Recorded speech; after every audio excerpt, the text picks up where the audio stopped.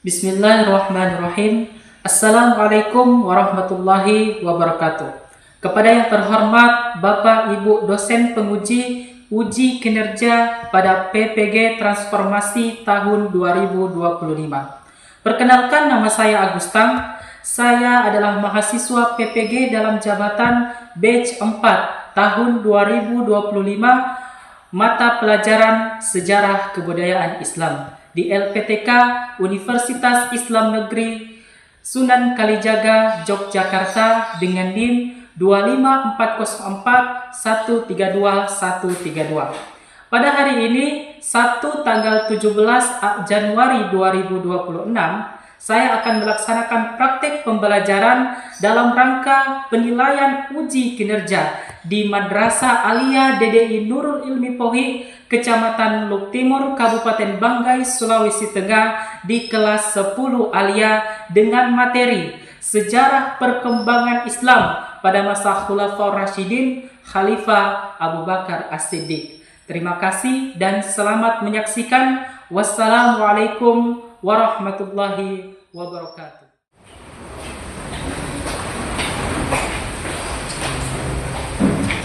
Halo semua. Oke, bismillahirrahmanirrahim. Assalamualaikum warahmatullahi wabarakatuh. Waalaikumsalam warahmatullahi wabarakatuh. Apa kabarnya semua? Alhamdulillah baik. Oke, sebelum kita mulai pembelajaran kita pada pagi hari ini, supaya agar pembelajaran kita mendapatkan berkah dari Allah Subhanahu Wa Taala, marilah kita berdoa bersama yang dipimpin oleh ketua kelas. Silakan. Teman-teman, sebelum kita belajar dengan kita berdoa dimulai. Bismillahirrahmanirrahim. Raditu billahi rabbah wa bil islami dinan. Oke, dengan mengucapkan Bismillahirrahmanirrahim, kita akan membuka pembelajaran kita pada hari ini dengan mata pelajaran Sejarah Budaya Islam. Seperti biasa, ya, Pak akan mengecek terlebih dahulu absen kehadiran. Silakan didengar namanya. Yang pertama, Saiful Bahri Yasdindis, hadir. Aswati Hadir. Sarifah, Hadir. jadi alhamdulillah ya, hari ini kalian hadir semua. Oke, seperti biasa lagi kita akan menyanyikan lagu Indonesia Raya untuk menumbuhkan semangat nasionalisme kita. Oke, silakan adik-adik untuk berdiri.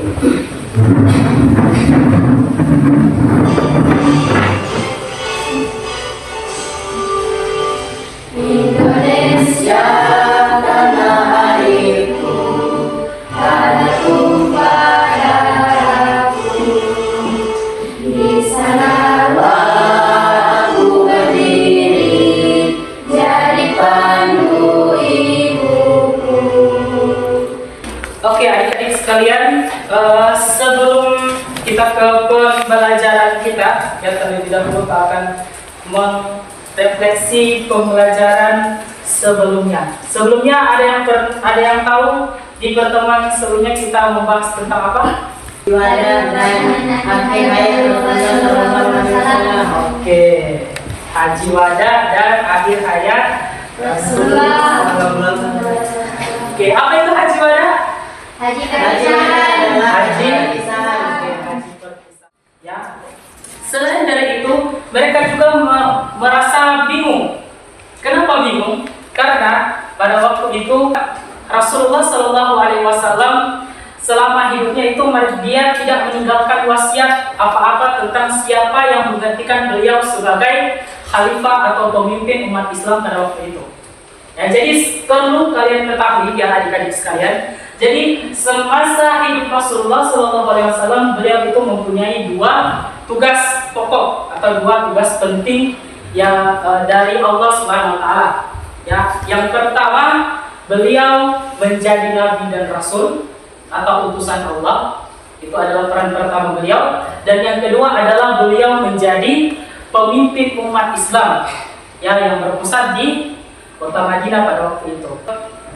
Pada saat itu para sahabat melakukan musyawarah yang menunjuk ya pemimpin siapa yang berhak memimpin umat Islam pada waktu itu. Terpilihlah satu nama, yaitu Abu Bakar As-Siddiq yang menjadi khalifah atau pemimpin pengganti Rasulullah Sallallahu Alaihi Wasallam.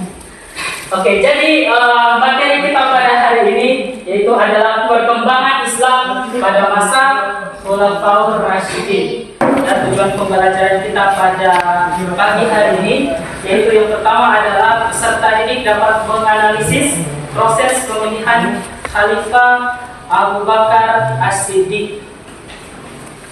Dan yang kedua adalah peserta didik dapat memahami dan menganalisis substansi dan strategi dakwah Abu Bakar. Oke, Pak akan menjelaskan tentang apa itu Khulafaur Rasyidin.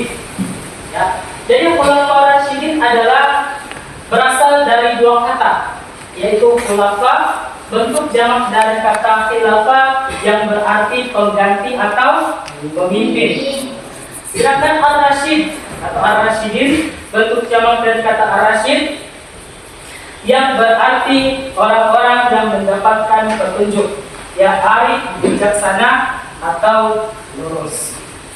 Khulafaur Rasyidin yaitu para pemimpin yang mendapatkan petunjuk atau para pengganti yang bijaksana, merujuk pada 4 khalifah. Yang pertama merujuk pada Abu Bakar As-Siddiq, Umar bin Khattab, Utsman bin Affan, dan Ali bin Abi Thalib yang memimpin umat Islam dengan adil dan mengikuti petunjuk Allah dan Rasul-Nya. Nah, jadi Khulafaur Rasyidin itu ada 4 khalifahnya. Ya, jadi ada 4 khalifah. Ada siapa yang pertama? Abu Bakar As-Siddiq. Yang kedua Umar bin Khattab. Yang ketiga Utsman bin Affan. Dan yang keempat adalah Ali bin Abi Thalib. Setelah wafatnya Rasulullah, keempat sahabat ini yang mengganti, ya, dengan Abu Bakar sebagai khalifah pertama, Umar bin Khattab sebagai khalifah kedua, Utsman bin Affan khalifah ketiga, dan Ali bin Abi Thalib sebagai khalifah yang terakhir. Oke, jadi ini ya, ada 4 khalifah ini yang menjabat pada masa Khulafaur Rasyidin, yaitu Abu Bakar As-Siddiq selama 2 tahun, Umar bin Khattab selama 10 tahun, Utsman bin Affan 12 tahun, dan Ali bin Abi Thalib selama 5 tahun.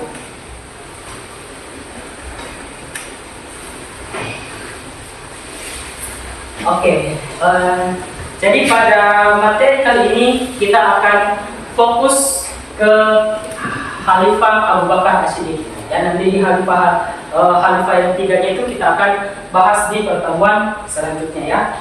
Oke, kita ke Abu Bakar As-Siddiq ya, merupakan khalifah pertama pada masa kepemimpinan Khulafaur Rasyidin.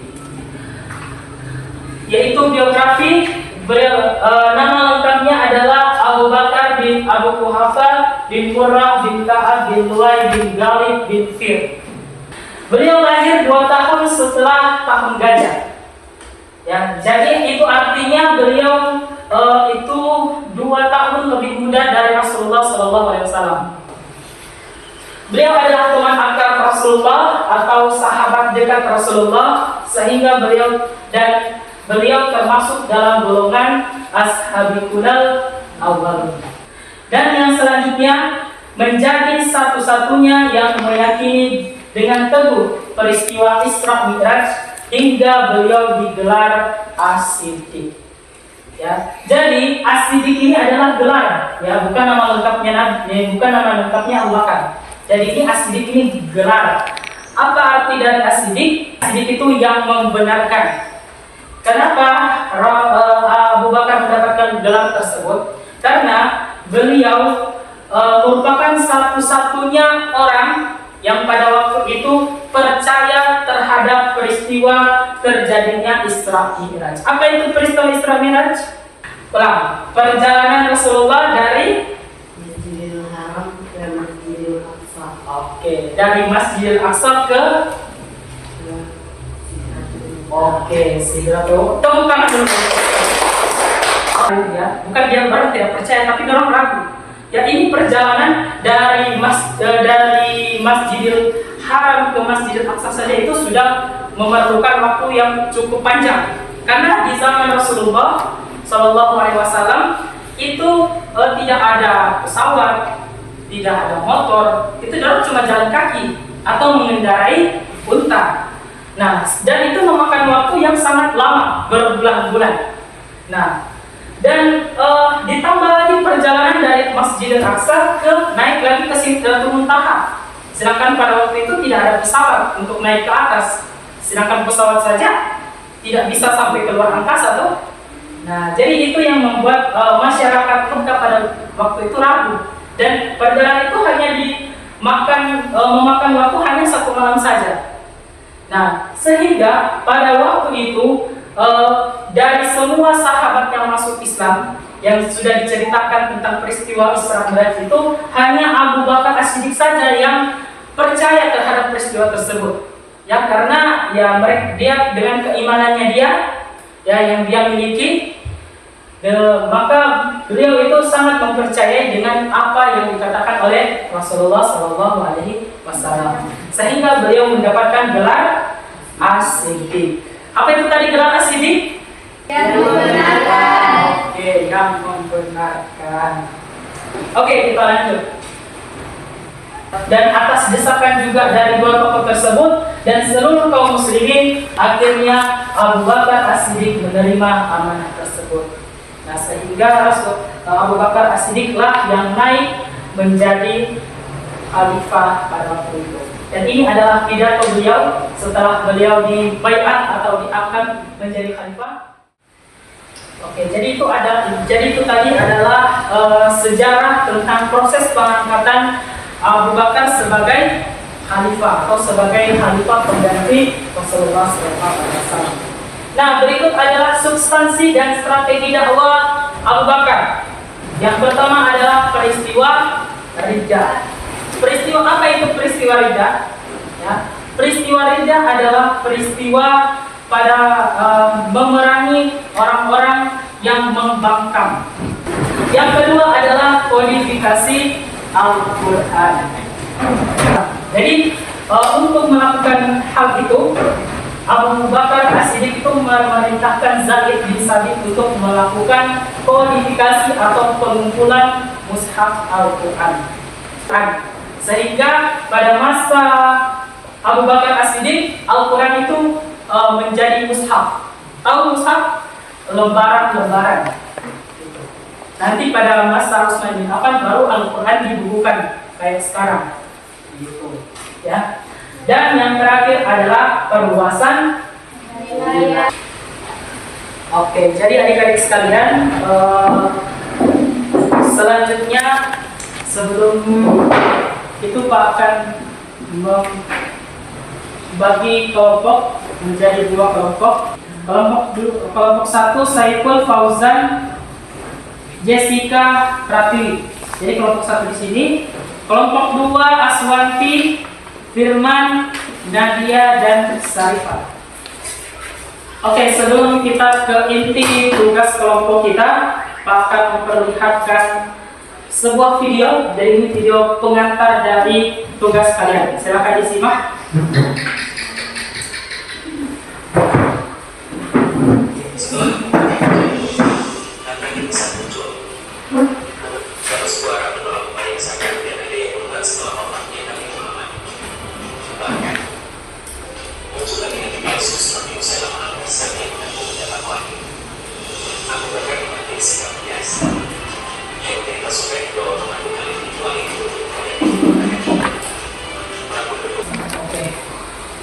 Jadi itu adalah sekedar pengantar saja dari tugas kelompok kita. Jadi kita akan bagikan data berikutnya. Ini untuk kelompok 1.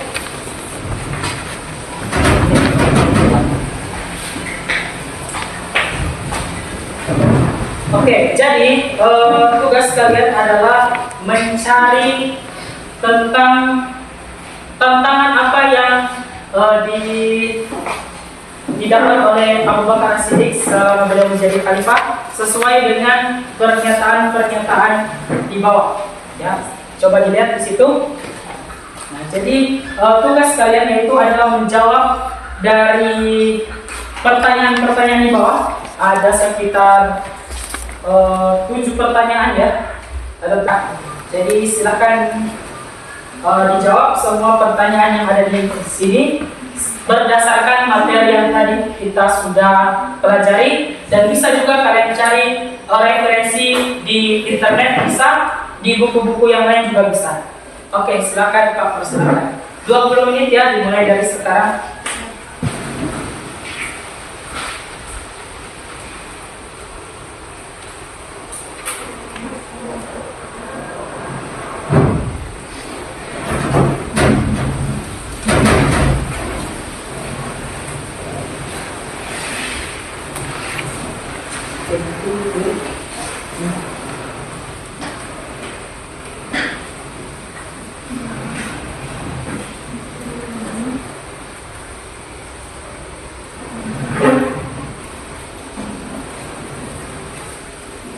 Dibaca jangan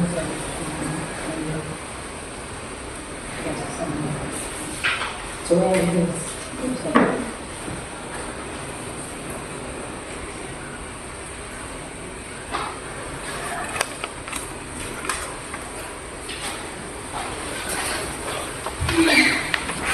Gimana di sini, aman? Aman. Oke.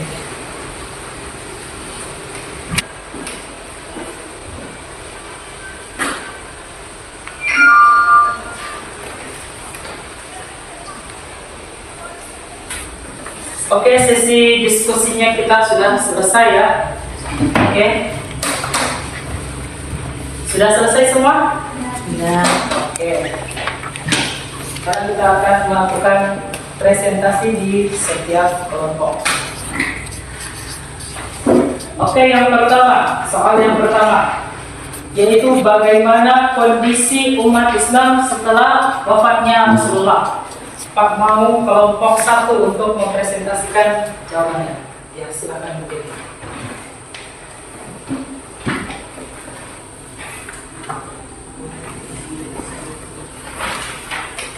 Umat Islam mengalami kesedihan mendalam. Wafatnya Rasulullah SAW membuat kaum muslimin sangat terpukul. Sebagian para sahabat tidak percaya bahwa Rasulullah SAW telah wafat. 2. Terjadi kebingungan tentang kepemimpinan. Umat Islam belum memiliki pemimpin pengganti. 3. Munculnya ancaman perpecahan. 4. Wilayah Islam masih rentan serangan. Islam masih tergolong baru dan wilayahnya belum sepenuhnya stabil. 5. Pentingnya peran Abu Bakar As-Siddiq. Peran sahabat akhirnya sepakat mengangkat Abu Bakar As-Siddiq sebagai khalifah pertama. Oke, silakan. Beri aplaus dulu. 1. Kejujuran As-Siddiq. 2. Keteguhan dalam iman. 3. Ketegasan dalam menegakkan kebenaran. 4. Sikap rendah hati dan sederhana. Semoga dengan hasil diskusi kalian pada hari ini kalian bisa dapat menjelaskan tentang substansi dan strategi dakwah pada masa Khulafaur Rasyidin, Khalifah Abu Bakar As-Siddiq. Sekarang akan mengumpulkan hasil jawabannya. Oke, kita tiba di tahap penutup ya. Jadi kesimpulan dari materi kita pada hari ini yaitu tentang Khulafaur Rasyidin ya, sejarah perkembangan Islam pada masa Khulafaur Rasyidin.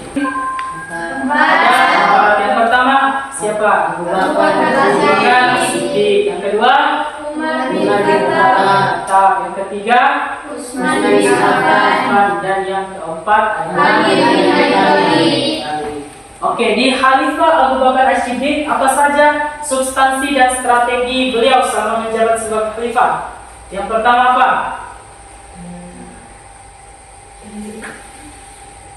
Peristiwa Rida. Oke, peristiwa Ridha. Yang kedua apa lagi? Yang kedua apa? Kodifikasi Al-Quran. Oke, kodifikasi Al-Quran. Dan yang ketiga? Perluasan wilayah. Oke, tepuk tangan dulu. Oke, mantap kalian semua. Oke, kita sekarang akan melakukan refleksi materi kita. Kita mau mengukur bagaimana sejauh mana pengetahuan kalian tentang materi kita pada pagi menjelang siang hari ini.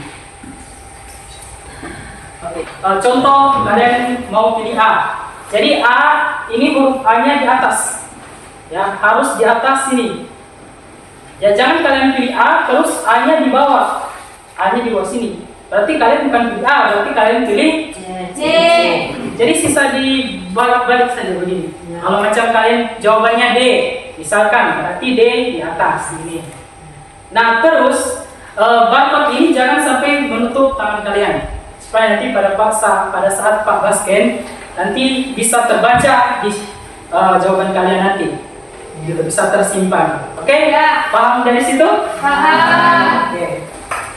Oke, ini nomor 1.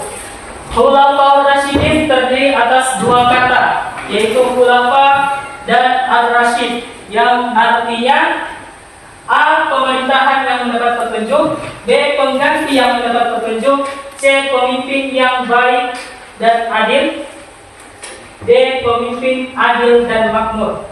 Silahkan angkat jawabannya.